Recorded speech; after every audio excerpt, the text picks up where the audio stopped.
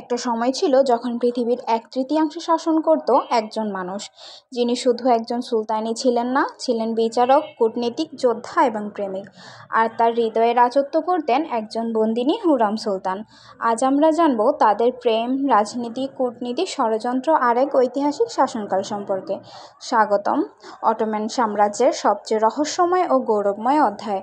সুলতান সুলেমান জন্মগ্রহণ করেন 1494 সালে 6ই নভেম্বর অটোমান সাম্রাজ্যের ট্রবজন অঞ্চলে। তার পিতা ছিলেন সুলতান সেলিম খান, যিনি ইয়াভুজ সেলিম নামেও পরিচিত ছিলেন। মাত্র 26 বছর বয়সে সুলতান সিংহাসনে আরোহণ করেন 1520 সালে পিতার মৃত্যুর পর। সেই সময় তিনি জানতেন না তার শাসনকালের মধ্যেই অটোমান সাম্রাজ্য পৌঁছাবে সর্বোচ্চ শিখরে।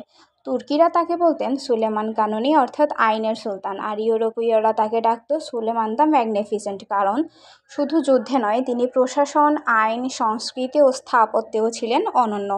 তার 46 বছরের শাসন ছিল অটোমান ইতিহাসের সবচেয়ে দীর্ঘ এবং গুরুত্বপূর্ণ। সুলেমান সাম্রাজ্য বিস্তারে ছিলেন অতুলনীয়। বেলগ্রেড দখল, রোডস বিজয়, হাঙ্গেরির মোহাজ যুদ্ধ ও ভিয়েনা অবরোধ, প্রতিটি অভিযান তাকে করে তুলেছে ইউরোপীয়দের জন্য আতঙ্কিত নাম। শুধু স্থলেই নয়, তিনি নৌবাহিনীকেও আধুনিক করে তোলেন বারবারোসা, হায়রেদ্দিন ও সেলিম রেইসের মতো নৌবরদের মাধ্যমে।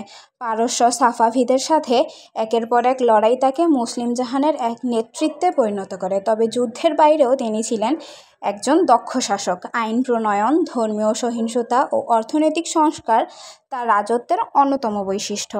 এই ইতিহাসের মোড় ঘুরে যায় যখন এক বন্দিনী কিশোরী হেরেমে প্রবেশ করেন।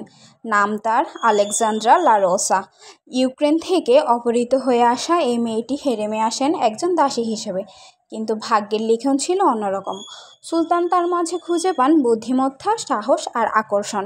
সুলতান তার নাম দেন হুররাম, যার অর্থ প্রফুল্ল বা হাস্যোজ্জ্বল নারী। হেরেমের হাজার নারীর ভিড়ে হুররামই হয়ে ওঠেন সুলতানের হৃদয়ের রানী। ঐতিহ্য ভেঙে সুলতান তাকে বিয়ে করেন, যা ছিল অটোমান সাম্রাজ্যের ইতিহাসে নজিরবিহীন। তাদের প্রেমের কাহিনী শুধু রাজপ্রাসাদেই সীমাবদ্ধ ছিল না, তারা একে অপরকে চিঠি লিখতেন, যেগুলিতে ছিল গভীর আবেগ আর ভালোবাসার ছোঁয়া। আজও সেই চিঠিগুলো সংরক্ষিত আছে বিভিন্ন জাদুঘরে। এই প্রেম রাজনৈতিক বাস্তবতার অংশ হয়ে ওঠে, কারণ হুররাম ধীরে ধীরে হয়ে ওঠেন সুলতানের অন্যতম উপদেষ্টা। সুলেমান যেমন যুদ্ধ করতেন বাহিরে, হুররাম তেমনি রাজনীতির কূটজালে বুনে তুলতেন ভিতরের ক্ষমতার জাল। তিনি হেরেমে থেকে সরাসরি সুলতানের প্রাসাদে স্থায়ীভাবে বসবাস করার প্রথম নারী, যিনি সক্রিয়ভাবে রাজনীতিতে ভূমিকা রাখেন। তার প্রভাব পড়ে প্রশাসন, পদোন্নতি, এমনকি উত্তরাধিকারেও। হুররাম বিভিন্ন জনহিতকর প্রতিষ্ঠান গঠন করেন, মসজিদ, হাসপাতাল, স্কুল, খাদ্য বিতরণ কেন্দ্র, যার অন্যতম হলো হুররাম সুলতান কমপ্লেক্স।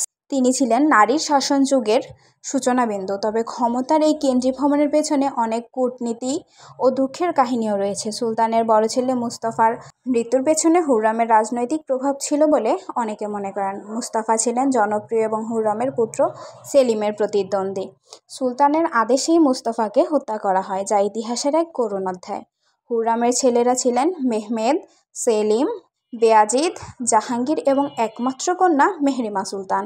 মেহরিমা ছিলেন খুব বুদ্ধিমতী ও প্রভাবশালী। তিনি তার মায়ের পথ অনুসরণ করেন, বিভিন্ন স্থাপত্য ও জনসেবায় অবদান রাখেন। পরবর্তীতে হুররামের পুত্র সেলিম দ্বিতীয় সুলতান হন।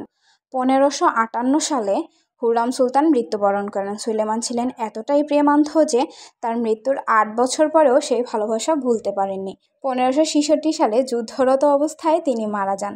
তারা দুজনেই আজ শায়িত আছেন ইস্তাম্বুলের সুলাইমানিয়া মসজিদের পাশে, প্রেম ও ইতিহাসের স্থায়ী নিদর্শন হয়ে। সুলতান সুলেমান শাসনকাল অটোমান সাম্রাজ্যের সবচেয়ে শিখরে পৌঁছানোর যুগ, আর হুররাম সুলতান প্রমাণ করেছেন ভালোবাসা আর বুদ্ধিমত্তা একত্রে হলে ইতিহাস গড়তে পারে। এই যুগ আমাদের শেখায় নারীর ভূমিকা কেবল প্রাসাদের মধ্যেই নয়, বরং পুরো সাম্রাজ্যের ভাগ্য নির্ধারণেও গুরুত্বপূর্ণ। আজ বিভিন্ন টেলিভিশন সিরিজ তাদের প্রেম ও রাজনীতির গল্পকে আধুনিক দর্শকদের সামনে আবারও ফিরিয়ে এনেছে। তবে বাস্তব ইতিহাস আরও গভীর, আরও বিস্ময়কর। প্রেম যদি হয় রাজনীতির সহচর, তাহলে ইতিহাস সৃষ্টি করে। সুলতান সুলেমান ও হুররাম সুলতান শুধু প্রেমিক প্রেমিকাই ছিলেন না, ছিলেন ইতিহাস গড়ার দুই স্থপতি। তাদের জীবন আমাদের শেখায় ভালোবাসা যদি হয় দৃঢ়, তবে তা সাম্রাজ্যকেও বদলে দিতে পারে। ভিডিওটি ভালো লাগলে লাইক দিন, চ্যানেল সাবস্ক্রাইব করুন এবং আপনার মতামত জানান কমেন্টে। ধন্যবাদ।